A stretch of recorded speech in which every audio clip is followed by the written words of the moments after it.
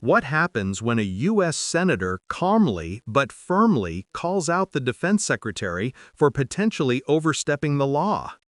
In this tense exchange, Senator Brian Schatz presses Secretary Pete Hegseth on the deployment of the National Guard to Los Angeles, and his answers raise even more questions than they settle.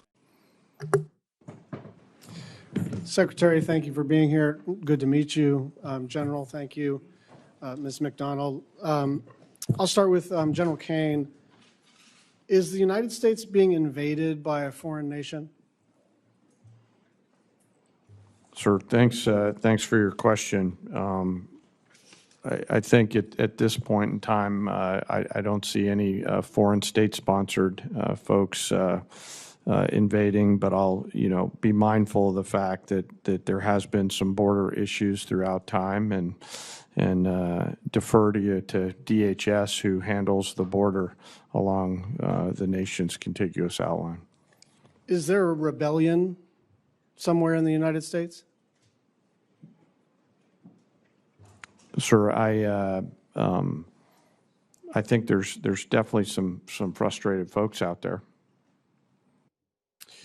I mean, if frustrated folks were a rebellion, and I guess that goes to my question for the Secretary.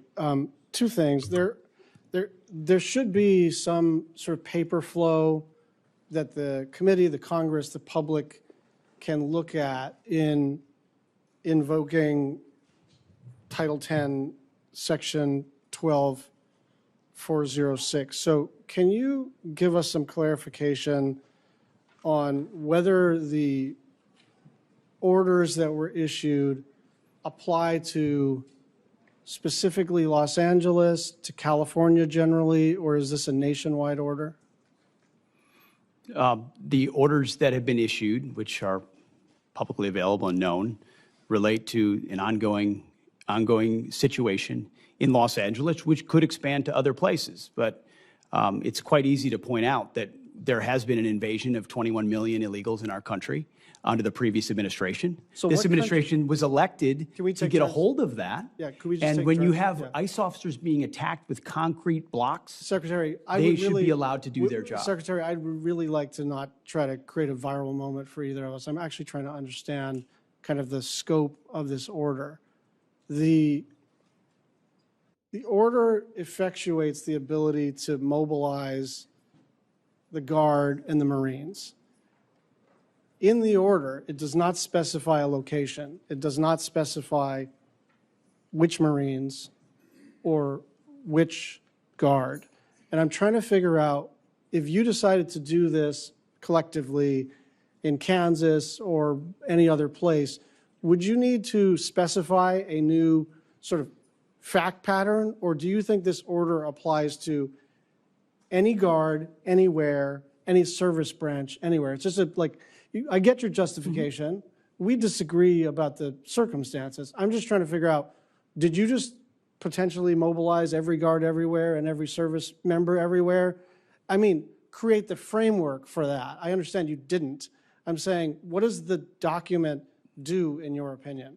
Senator, if you notice, the initial order of 2,000 in California was followed by a follow-on order for the additional 2,000, with a recognition that the situation there required more resources in order to support law enforcement. So part of it is getting ahead of a problem so that if in other places, if there are other riots in places where law enforcement officers are threatened, we would have the capability to surge National Guard there if necessary. And thankfully, in most of those states, you'd have a governor that recognizes the need for it, supports it, and mobilizes it him or herself.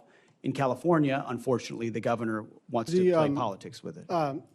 I did step on the last part of your sentence, so I'm going to try to take turns here. Just on the 747 question, did the Department of Defense initiate the conversation with the Qataris? Did they initiate the conversation? How did that go?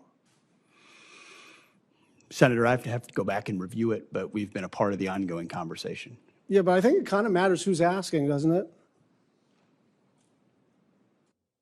Ultimately, the Defense Department is, or soon will be, when the Memorandum of Understanding is signed, in receipt of a gift from the Qatari government. that could serve, once it's modified, eventually as something that the president could use. I mean, I think this is illegal and unconstitutional, and I won't rant about that. But I actually think, from the standpoint of our collective responsibilities, it very much matters what the paper flow was, who started these conversations. Did it come out of the White House? Did it come out of the Secretary of State or the President or the SecDef or at a lower level or ambassadors?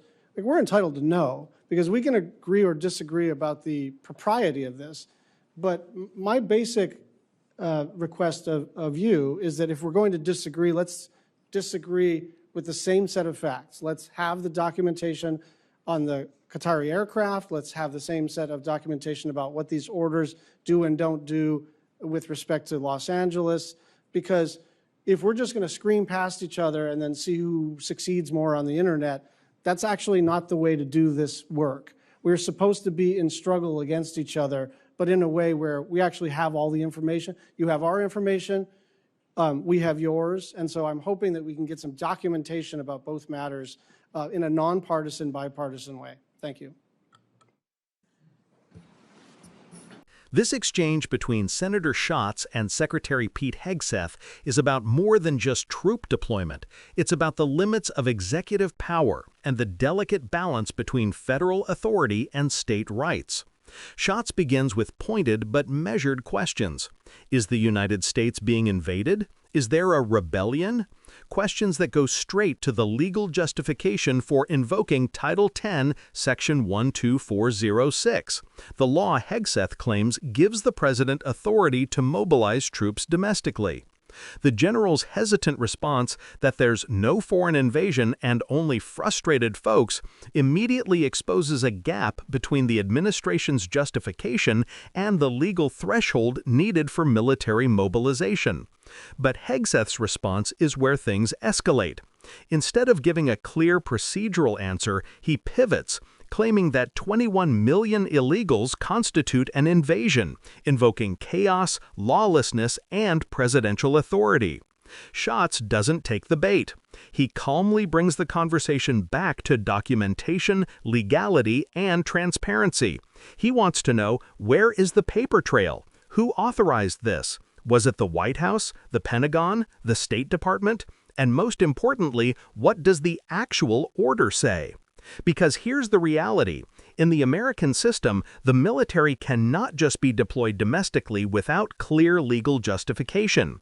Even during unrest, there must be a specific process. Schatz is effectively saying, show us the proof. Then he delivers what might be the most critical moment of the entire exchange, a call for accountability.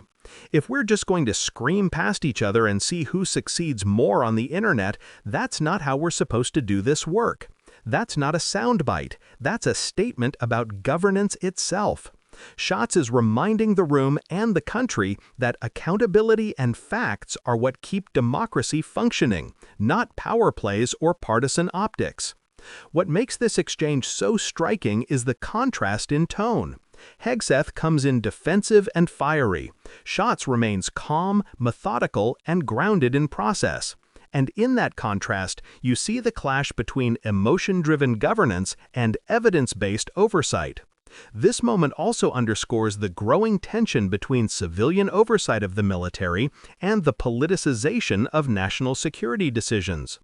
If troops are being deployed on U.S. soil under vague or shifting justifications, it raises serious constitutional questions about the role of the president, the rights of states, and the oversight responsibilities of Congress.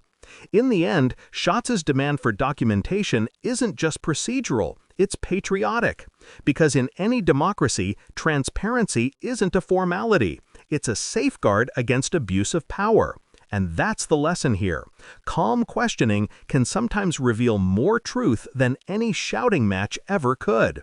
So when a senator asks for proof, that's not politics. That's accountability in action. If you found this breakdown insightful, make sure to subscribe and hit the like button to keep supporting in-depth political analysis you won't find anywhere else, right here on Left Lens.